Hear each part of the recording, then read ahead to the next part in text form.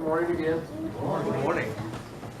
We're going to do things a little old school today. The slideshow's not working up there, so we're going to go without it today. If you want to turn to Genesis chapter 37.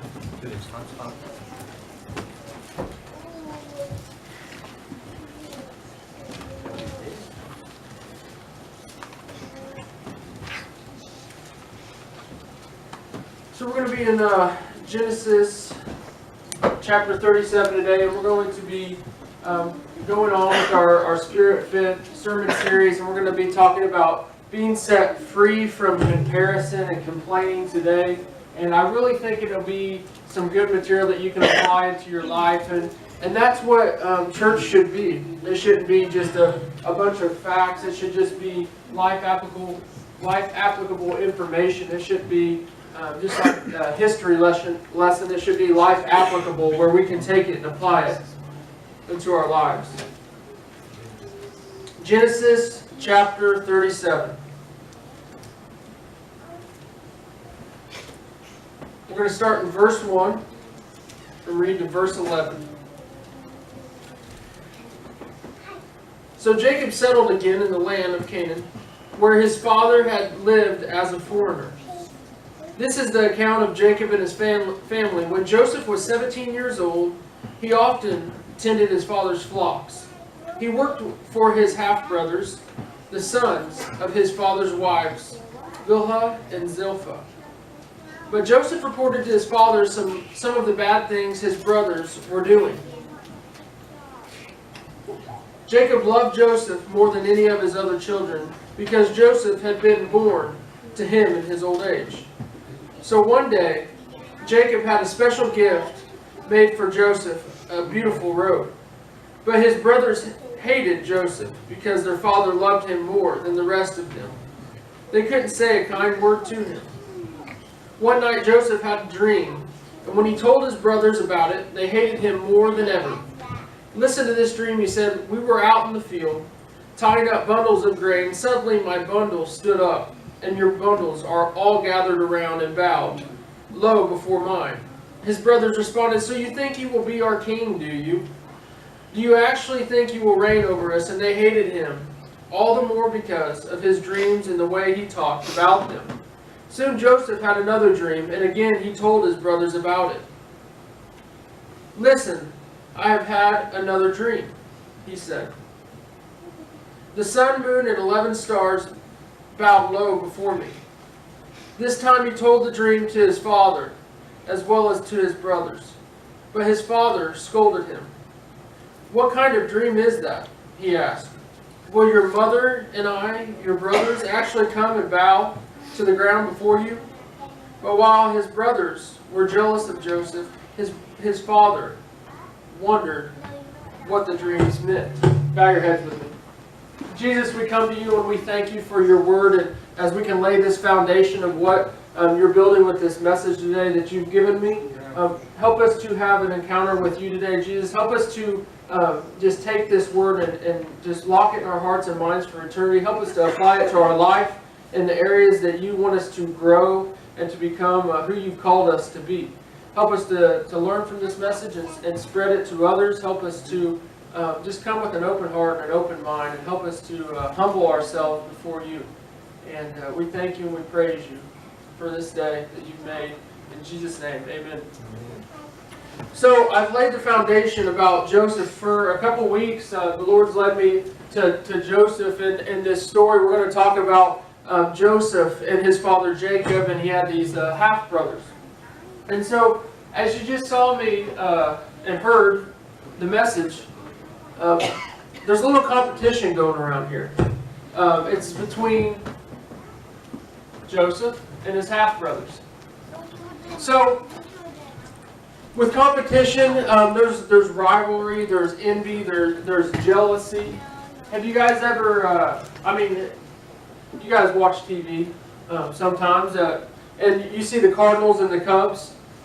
That's a big rivalry. There's a lot of jealousy in the fans. Man, they can really envy each other, and it's a big competition. And that's kind of what's going on here with Joseph and his brothers.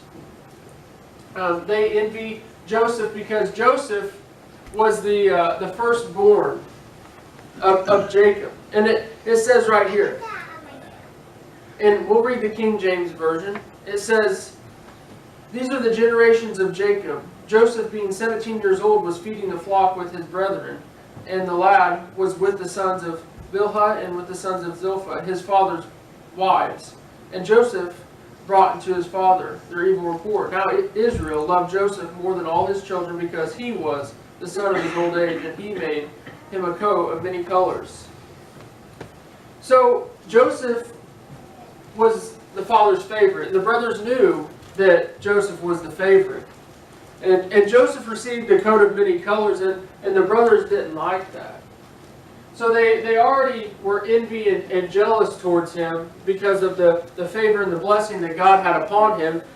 And then, as we read, Joseph goes on and says these dreams that he had, and he told his brothers and his father, and that just made them even more envious and jealous. And I'm not going to go on with this story until next week. I'm going to kind of leave you hanging. And there's really good material that we can learn from this story and apply it to our life. Many of us, we live with this complaining attitude. See, comparison and complaining, they go hand in hand. They go together. As you can see, the brothers were comparing their lives to their brothers, and they were complaining about Joseph. Nowadays we have a good thing and a bad thing. It's called social media. We have Facebook, and for my youngins in here, Instagram or Twitter, and we get on there and we see all these great pictures of families on these great vacations this time of year. Or we see how happy these people look for that one snapshot second. You don't know what was happening before the picture. It could have been that they were on the verge of divorce, or the kids were fighting, or something was going on. But we see the snapshot of how happy people are.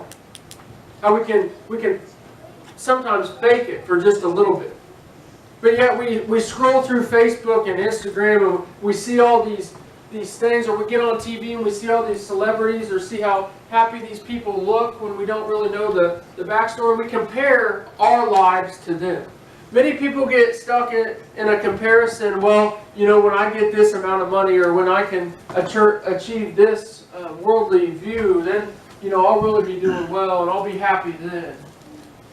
And that never works. And it's when we build our life upon the Word of Jesus and what He tells us to do and how to live. As we sang that song this morning, that's where that solid rock foundation is. Comparing ourselves to the world and trying to live for the world's ways, that's that sinking sand where it crashes down eventually. So today we're going to talk about comparison and complaining, like I told you. The first 4 letters of these 2 words are C-O-M-P. And what that reminds me of is competition. Competition. And sometimes we compete against each other, like these brothers and Joseph were competing against each other, when we should be competing with each other for Christ. And it's not that we're competing against the lost, trying to be closer with Jesus, and we get this competition attitude where I'm doing all these things, and I'm doing all these other things, and then Lord, they're doing all this evil things, like Joseph told his father the evil report of all the evil that his brothers were doing. It brought me back to my childhood. My brother, when we were about 6 years apart, when we would go and play, he always got me into trouble. Like he would go to my parents and tell them all this evil report. Some of it wasn't even true. And you know how that goes. And that's what this story of Joseph and his brothers and his father reminded me of. Where there's that jealousy and that rivalry and that competition to be the parent's favorite. That's what I felt like was going on with my brothers. He was trying to be my parent's favorite, when we should not be competing against each other, but competing with each other, and not tearing each other down, but building each other up as we compete to live out the purpose that Christ has given us for our Father in heaven, which is Jesus. So, the brothers were in this complaining state of, well, Joseph, you got to go, and, he had these dreams, and you really think these are going to be true? They just were in this complaining state. And we're going to go farther into this story in the next week, but right now, let's talk about complaining. And many of us live in this complaining state. I mean, I don't even care what it is. I mean, people, they'll complain about anything. And you'll notice when you go through change, people will complain. If you didn't go through change, people will complain. If you do something good, people will complain. If you do something bad, they'll complain. Whatever you do, as you see, people will complain. You can't make everyone happy. I've preached on it many, many times. We're not to be people pleasers. We're to be pleasers of the Lord and to live what He wants. But these negative people, they'll like wake up and be like, man, my socks, they got a hole in them, and I can't find the right colors, and I got to do this, and I got to do that, and I got to go to the gas station now and fill my car up. They just go on and complain and complain and complain and suck the life out of you. See, complaining is like a vacuum.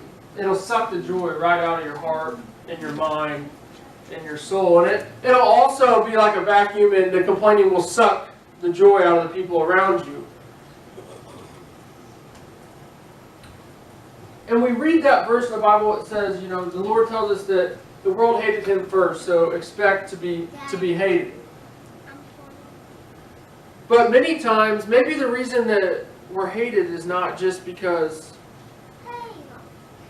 we're living for the Lord and living like Him. Maybe it's because that we're complaining too much, or we're sucking the joy out of the people around us, and that's why they don't want to be around us. And that's today what I want to bubble into the surface in our lives is, are we complaining? Are we envy and jealous of others? Are we comparing our life and our blessings and our calling to others? So the opposite of complaining and comparison is joy and contentment. Joy and contentment. Here's a little thing that I wrote that I want to read to you. Complaining and comparison go together. We begin complaining when we begin to compare our life, looks, and blessings to others. Jesus is the place that we can crucify comparison and complaining.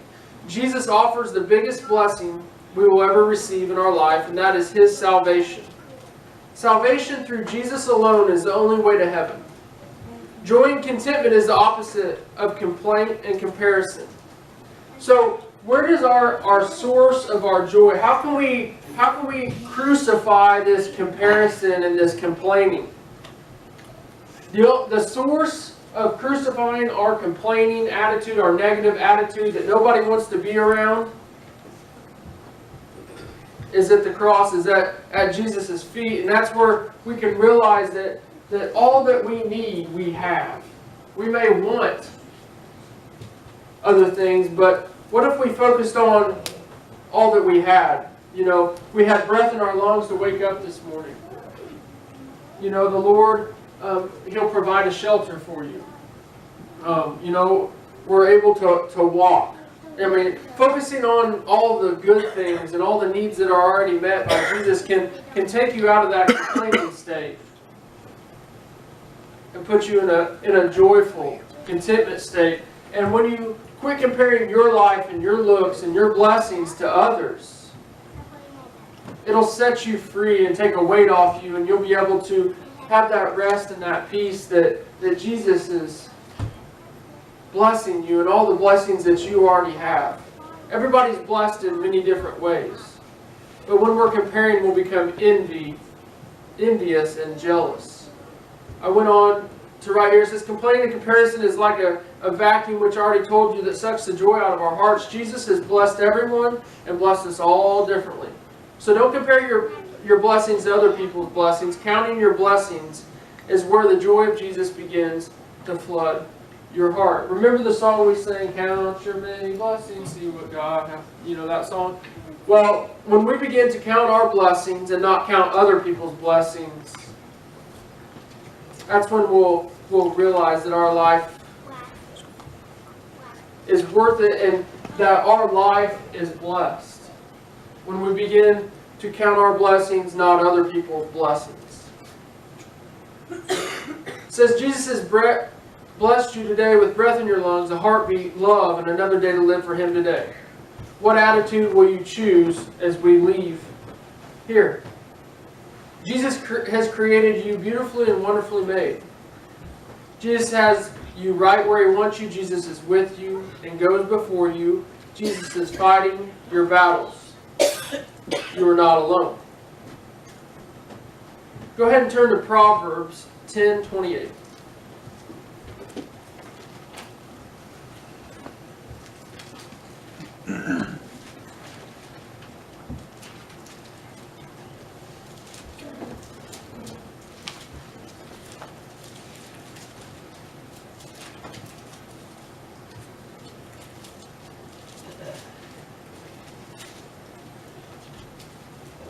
The King James Version says, "The hope of the righteous shall be gladness, but the expectation of the wicked shall perish."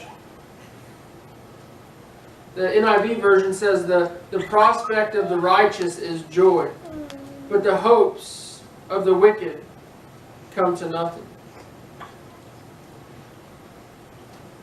Once we find contentment that Jesus is enough, that's where joy can begin in our heart.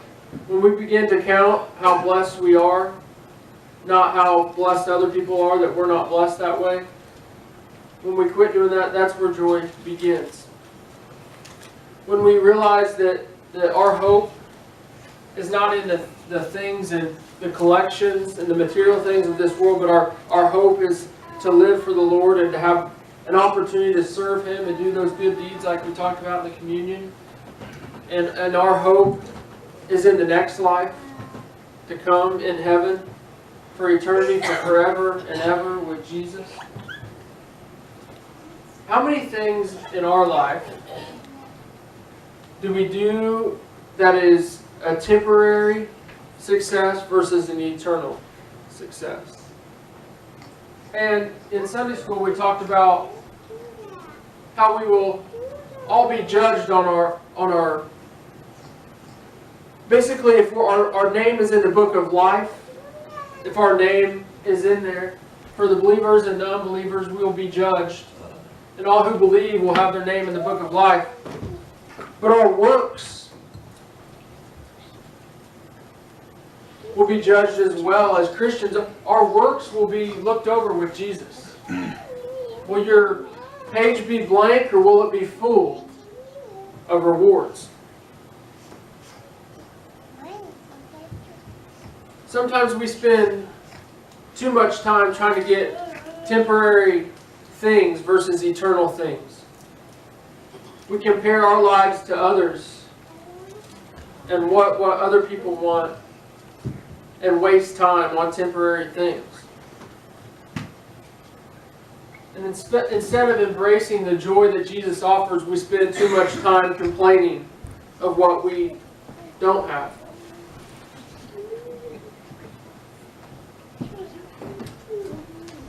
So, as you leave, focus on what we're doing. Focus on, this is an eternal thing or is it a temporary worldly thing?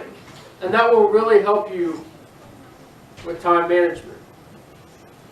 And instead of just being complacent of, yeah, you put your faith in Jesus and you believe in Him and we don't just be complacent there and just come and just sit in the pew and go through the same things and stay in that comfortableness and then just leave and do our own thing. That's not what it's about.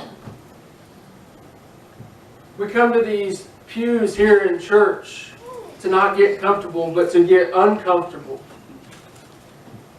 To live out our faith.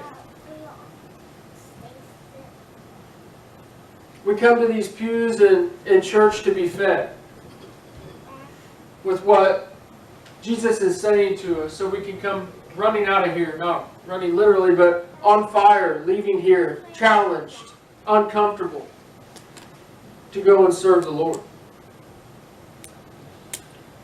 Many times in our life, we just want to get comfortable where there's no change and do the same thing all the time. Doesn't require much faith, doesn't require much trust. You can just get comfortable.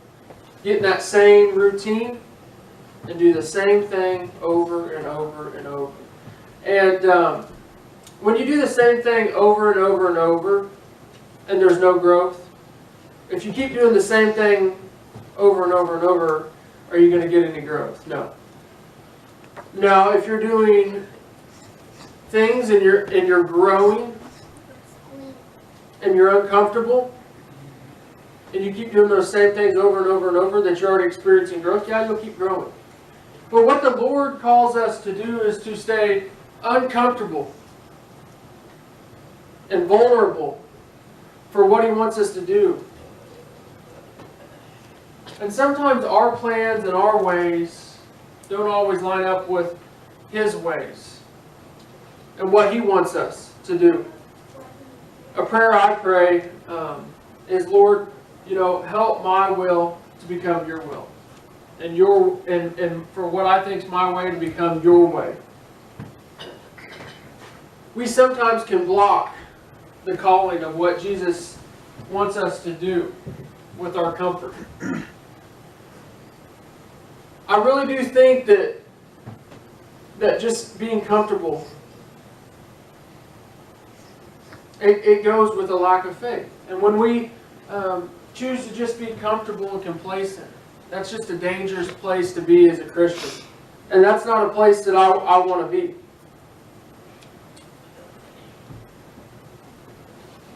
So this week, maybe change your schedule up. Maybe spend some more time alone with Jesus and His Word. Maybe spend some more time in prayer. Maybe question yourself and in prayer, Jesus, put on my heart who I need to go reach. To take time out of my schedule and to go and do Your will. And who do I need to call? Who do I need to text? Who do I need to go visit? To just be Your love, Jesus. We can ask ourselves, Lord, use me as a tool. How can I make my church grow? Because it's honestly not my church, but Your church, Lord. How can I make it grow? What new thing are You trying to do?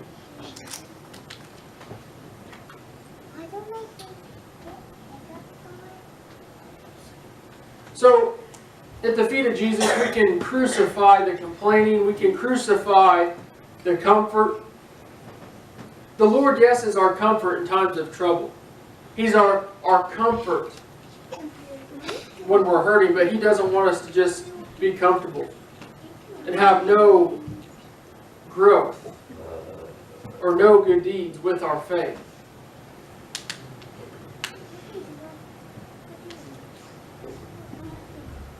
So, how do we get rid of the complaining, the comparison? Well, like we talked about last week, the insecurity that we face, the insecurity that we have inside, it reflects on the outside, and you'll be able to tell by people's behavior. And we learned last week that we're secure in Christ alone. He is our hope and our trust and our faith and our rock which we build our life upon. In Romans chapter 12, verse 2, it says, "Don't copy the behavior and customs of this world, but let God transform you into a new person by changing the way you think. Then you will learn to know God's will for you, which is good and pleasing and perfect." Christ can change you into a new person with a new mind and a new heart and a new will, because it will line up with His will for you. 2 Corinthians 10:12 says, this is the NLT version, "Oh, don't worry. We wouldn't dare say that we are as wonderful as these other men who tell you how important they are. But they are only comparing themselves with each other, using themselves as a standard of measurement. How ignorant." So today we can stop the complaining and realize how blessed we are and count our blessings.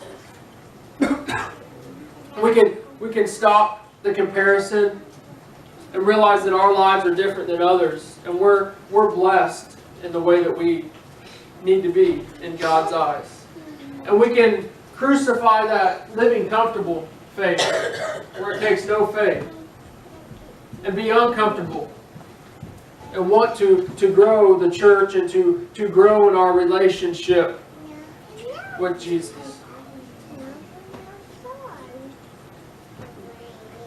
Today's the day where you realize where your source of joy will come from. Now the choice is yours. You realize where contentment can come from, and that's Christ alone. But the choice is yours.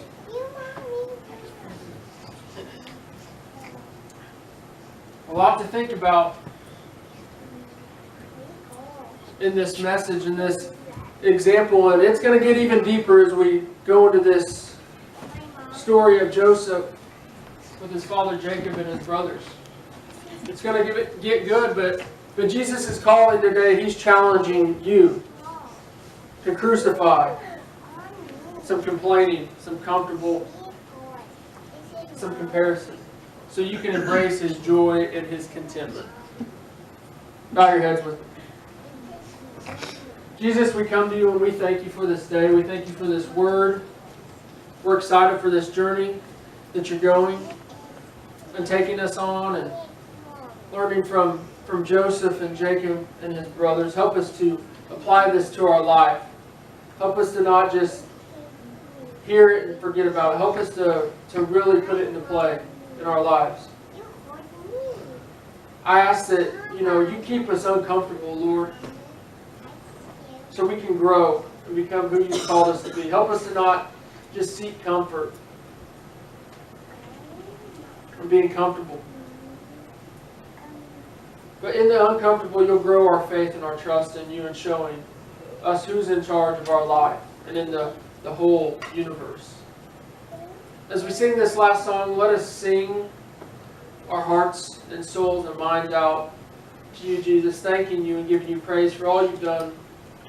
We were once lost, but now can be found in you, Jesus. In Jesus' name, amen.